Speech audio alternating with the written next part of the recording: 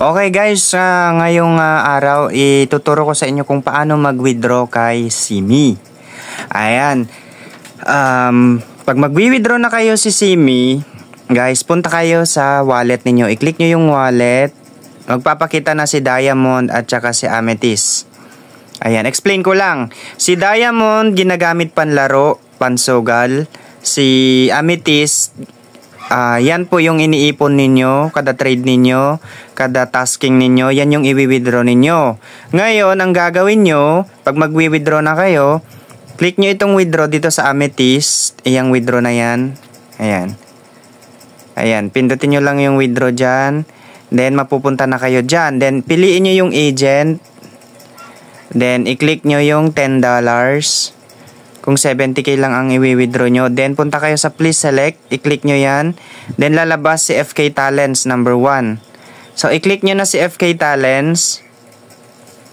Ayan. Follow muna natin. Click na natin si FK Talents. Ayan. Yung green, ito po, pindutin nyo mismo ito.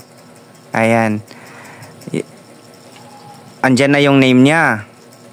So, nandyan na si FK Talents. Ngayon, piliin nyo kung saan nyo i-withdraw. So, GCash ang pinaka-popular. Pindutin nyo yung GCash. Then, pindutin nyo yung confirm transfer. Ayan. Then, i-enter nyo na yung account number nyo doon sa GCash. Example, 0905 blah blah blah blah blah blah blah.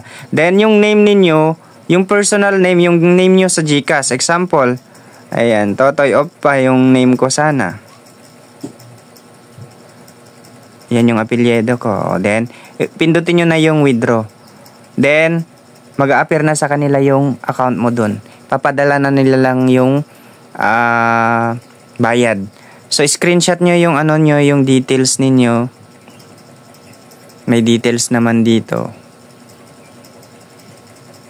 Wait lang. I think may details kasi dito.